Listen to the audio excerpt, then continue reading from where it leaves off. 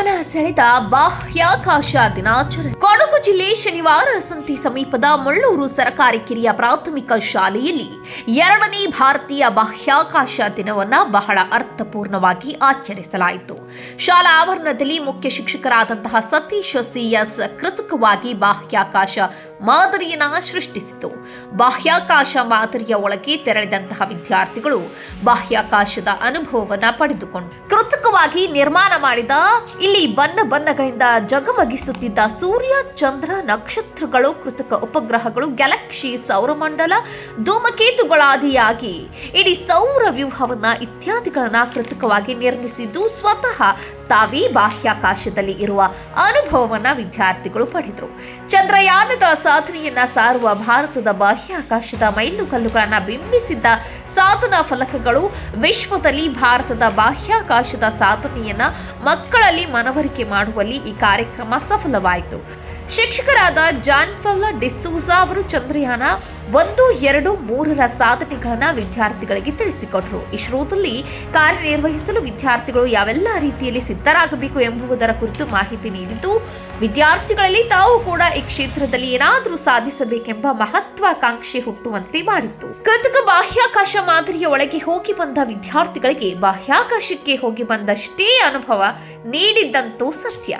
ಆಮೇಲೆ ಸೂರ್ಯ ಕಾಣ್ತೀರಿ, ಆಮೇಲೆ ಧೂಮಕೇತು ಕಂಡಿದ್ದೀರಿ, ಹೌದಲ್ವಾ? ಸೊ ಇವನ್ನೆಲ್ಲ ನೋಡಿದಾಗ ಏನಿದು ಈ ಭೂಮಿ ಒಂದು ಮಾತ್ರ ಅಲ್ಲ, ಬೇರೆ ಇನ್ನೂ ನಾವು ಬದುಕಬಹುದು ಅಂತ ಒಂದು ಕುತೂಹಲ, ಆಯ್ತಾ? ಸೊ ಆ ಅಧ್ಯಯನದ ಒಂದು ಮೊದಲ ಹಂತ ಈ ಚಂದ್ರಯಾನ. ಭೂಮಿಯಿಂದ ಅತೀ ಸಮೀಪದಲ್ಲಿರುವಂತಹ ಇನ್ನೊಂದು ಜಾಗ ಮನುಷ್ಯರು ಹೋಗಿ ನಿಲ್ಲಕ್ಕಾಗುವಂಥದ್ದು ಅಂದರೆ ಅದು ಚಂದ್ರ.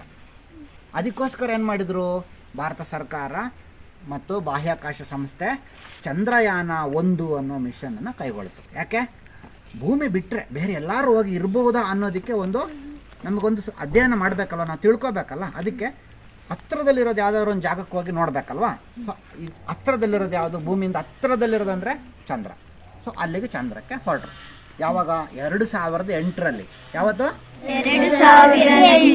ಚಂದ್ರಯಾನ 1 ಮಿಷನ್ ಸ್ಟಾರ್ಟ್ ಆಗಬೇಕಾದ್ರೆ ತುಂಬ ಜನರು ಇದನ್ನು ವಿರೋಧ ಮಾಡಿದರು. ಸುಮಾರು ಒಂದು 380 ಕೋಟಿಯನ್ನು ಖರ್ಚಾಯಿತು.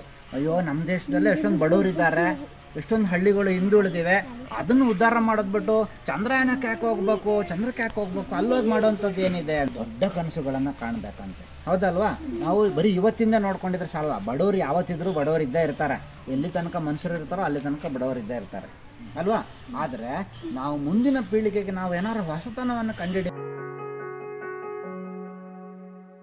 ಕನ್ನಡಿಗರ ಮೆಚ್ಚಿನ ನಿಮ್ಮ TV20 ಕನ್ನಡ ವಾಹಿನಿ ಇದೀಗ ಟಿವಿಯಲ್ಲಿ ಲಭ್ಯ.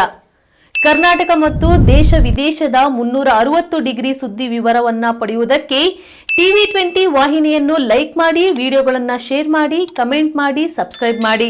HCN ಕೇಬಲ್ 842 ನಂಬರ್ನಲ್ಲಿ ಹುಕ್ಕೇರಿ ತಾಲೂಕು ಹಾಗೂ ಸಂಕೇಶ್ವರದ ಸುತ್ತಮುತ್ತಲಿನ ಹಳ್ಳಿಗಳಲ್ಲಿ ಲಭ್ಯ.